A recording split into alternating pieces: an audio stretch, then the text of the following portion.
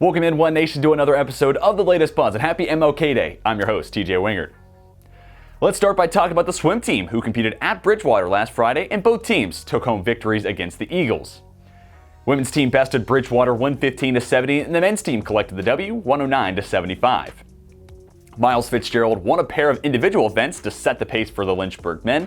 Freshmen swept the 100 and 200 meter individual medleys, establishing a new program best for both events. Parker Hanks took part in 3 Hornet event victories, the 200 butterfly, then the 400 medley alongside Kevin Bennett, Chris Jennings, and Will Casemeyer, and lastly in the 800 freestyle, accompanied by Bennett, Ryan Legg, and Ben Myers. On the women's side, Delaney Kennedy, Lena Steckler, and Savannah Solenberger all took part in 2 event wins, and the trio teamed up with Lindsay Hare to earn a win in the 800 free relay. Sophomore Maddie Corbett, junior Molly Shand, and senior Claire Efko also picked up event wins. And more good news for the swim team, they're back in action on Wednesday night at Randolph-Macon after this weekend's snow moved the meet from Sunday to its midweek date. Transitioning to the hardwood now, both the men's and women's basketball teams had tough conference battles on Saturday. The women were at WNL and fell to the Generals 69-56. Ton of credit has to go to Washington and Lee. Their defense brought their A game, to say the least, held Lynchburg to a sub 30% field goal percentage, and had their entire starting 5 reach double-digit scoring.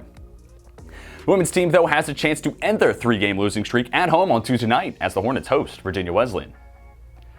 And the men, they traveled to Ashland, Virginia to duke it out with the #1 team in the country, Randolph-Macon.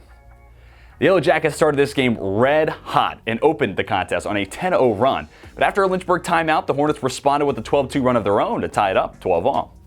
After a made basket for RMC, it was followed up by a step-back, heavily contested 3 knocked down by Jordan Parham to move Lynchburg ahead by 1, which was the same advantage the Hornets carried into halftime, leading Randolph-Macon 40-39.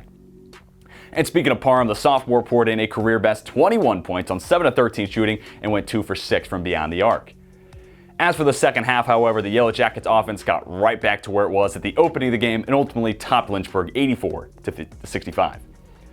The men also are at home this week and have another big game on the docket as they host Roanoke Wednesday evening, so be sure to come out and support your Hornets for a huge game tip-off set for 7:30. And now to round out the episode, let's talk about the track and field team who spent Saturday at the VMI Team Challenge.